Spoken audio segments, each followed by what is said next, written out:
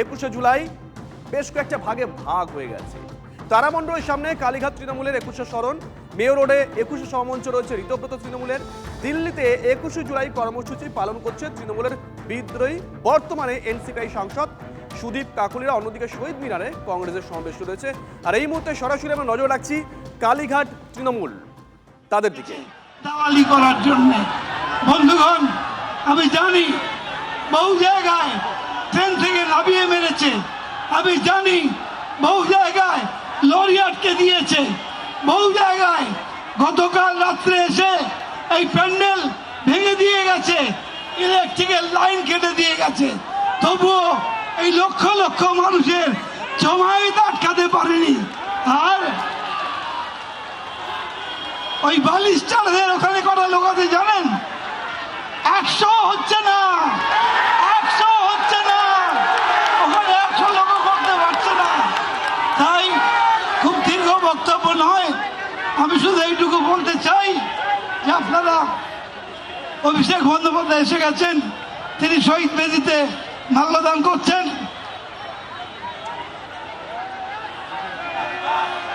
বলুন শহীদের রক্ত, শহীদের রক্ত, শহীদের রক্ত, অমর শহীদ তোমায় জানাই, তোমায় জানাই, অমর শহীদ তোমাদের ভুলছি না, ভুলবো না,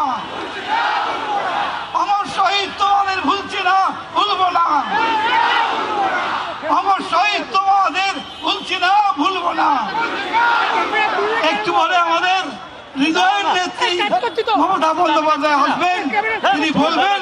আমি সকলকে সংগ্রামী অভিনন্দন জানিয়ে এলাকায় এলাকায় লড়বেন তো, লড়বেন তো, লড়বেন তো, এই লড়াই করার শপথ দিয়ে আগামী দিনে যাত্রা শুরু হবে। জয় হিন্দ, বন্দে মাতরম। মমতা বন্দ্যোপাধ্যায় জিন্দাবাদ, অভিষেক বন্দ্যোপাধ্যায় জিন্দাবাদ।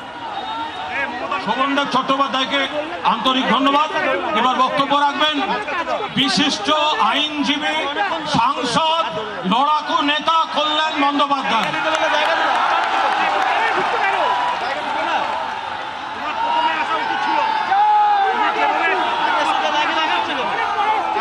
নমস্কার। আমার বক্তব্যের আগে আমি এখানে যে হাজার হাজার তৃণমূল কংগ্রেস কর্মী গত 1 মাস ধরে সমস্ত ভয় উপেক্ষা করে প্রচুর আঘাতপ্রাপ্ত হয়ে থানার টর্চার সহ্য করেও আজকের এই 21শে জুলাই শহীদ স্মরণের যে সভা, তাকে সার্থক করার জন্য এসছেন। আমি আপনাদের কাছে তার কৃতজ্ঞতা জানাই।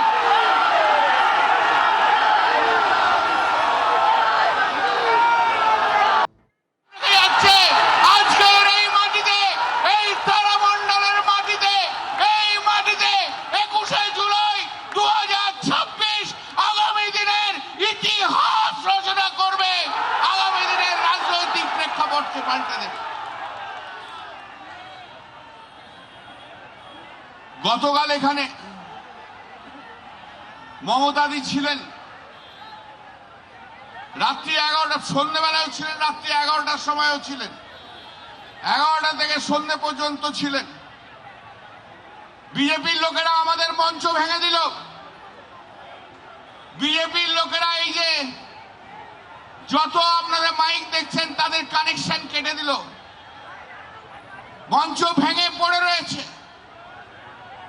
দিদি আমাকে বললেন, দিদি আমি এলাম পরে, অভিষেক এলো, ডেরেক এলো। গতকালের রাত্রিতে এই মাটিতে দাঁড়িয়ে আমার যেটা মনে হয়েছিল যে আমি ফিরে গেছি সেই পুরনো দিনে, যেদিন চমকাই তলাতে মমতাদির মিটিং সিপিএম এর হারমাত্রা করতে দেয়নি, সারা রাত ধরে মঞ্চ ভেঙেছিল, সারা রাত ধরে থ্রেট করেছিল। আমি সেই দিনের স্মৃতিতে ফিরে গেছিলাম। আর আজকে আবার সেই শুভেন্দু অধিকারীর সরকার থাকতে বিজেপির গুন্ডা বাহিনী আবার সেই কাজ করছে। তখন সেদিন সফল হয়নি বুদ্ধদেব ভট্টাচার্য। সফল হয়নি মমতা বন্দ্যোপাধ্যায়কে শেষ করতে। শুভেন্দু অধিকারী প্রচেষ্টা করছে তৃণমূলকে শেষ করার, মমতা বন্দ্যোপাধ্যায়কে শেষ করার। তাই মীরা ভট্টাচার্য বলেছে যে বুদ্ধদেব ভট্টাচার্যের অসমাপ্ত কাজ শুভেন্দু অধিকারী করবে। দিন নয়, এটা রূপালী পর্দার তারকাদের নিয়ে এসে সামনের সারিতে বসিয়ে উৎসব নয়, উৎসব প্রকাশের নয়, এটা আগামী দিনকে সুনিশ্চিত করার এই মঞ্চ। আজকের এই মঞ্চ ডাক দিচ্ছে সেই সব পুরনো কর্মী তৃণমূল কংগ্রেসের ঐক্যবদ্ধ হন। তৃণমূল কংগ্রেসকে ঐক্যবদ্ধ হতে হবে, নতুন করে সুসংগঠিত হতে হবে। বিরোধী আছে, সরকার আসে, সরকার চলে যায়, নদীর ধারার মতো বর্তমান সরকারের অত্যাচার, জনবিরোধী আইন যদি থাকে তাহলে তার বিরুদ্ধে আমাদের ঐক্যবদ্ধ হয়ে রাস্তায় নামতে হবে। এবং আমি যাওয়ার পর থেকে সেই জেলাতে কর্মীরা আমাকে যখন জানাচ্ছে, তার আগে যাওয়ার আগে, দাদা আমাদের এখানে নেতা নেই। আমি তাদের টেলিফোনে বলেছি নেতা আবার কি, কর্মীরাই তো সব, কর্মীরাই নেতা ঠিক করে দেবে, কর্মীরাই আগামী দিনে নেতা ঠিক করবে। সেই নেতাকেই তৃণমূল কংগ্রেস, মমতা বন্দ্যোপাধ্যায় তাকে ঠিক রিকগনাইজেশন দেবে। এ লড়াইয়ে আজকে অনেকে নেই, যারা বেঈমান, যারা গদ্দার, তারা চলে গেছে, তাতে কোনো অসুবিধা নেই। কারণ বেঈমান গদ্দাররা শুভেন্দু অধিকারীর পয়সায় মঞ্চ বাঁধলো, লোক নেই তাতে।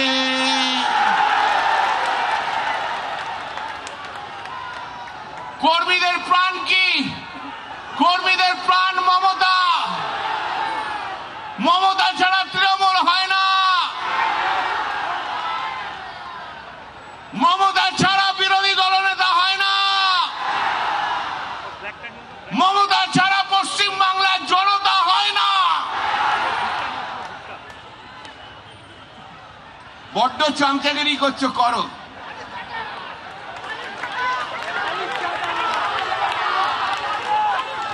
কিন্তু আপনাদের এক্সপায়ারি ডেট এমএলএদের 2029। কেন বলুন তো? এর পিছনে কারণ আছে। কেন বলছে কল্যাণ ব্যানার্জির এক্সপায়ারি ডেট 2029? আপনি এমপি কিনছেন তো, মোদীজি, অমিত শাহজি, আপনি এমপি কিনছেন। কেন কিনছেন?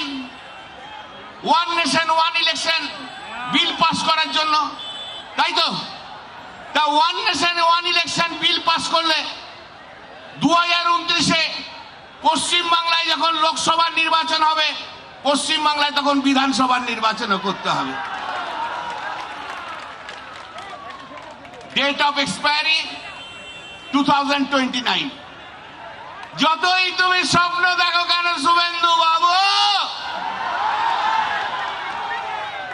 যতই তোমার বি টিম এমএলএরা স্বপ্ন দেখো কিনা, তুমি কিন্তু নিজের বাস নিজে ডেকে নিয়ে আসছো। এই বিল পাস করতে পারতো না যদি 20 জন এমপি এনসিপি না যেত, পারতো না। এখন উনি অর্গানাইজ করে দিয়েছেন, বিল পাস করাতে হবে, 20 জন এমপিকে নিয়ে নিয়েছেন, আর 2-4টে আছে এদিক ওদিক নিয়ে নেবেন, আর নিজের বাস নিজেই আনছে। বলে আয়, আমি 2029 পর্যন্তও চালাতে পারবো না, বাবার দরকার হলে তার আগেই আমি ছেড়ে দিয়ে চলে যাব, তার আগেই ছেড়ে দিয়ে চলে যাবে। অতএব ওই যে গেছে যেটা বালিশ চালার দল, ও তো গিনিস ওয়ার্ল্ড বুকের নাম চলে গেছে। আমাকে অনেক বন্ধু বান্ধব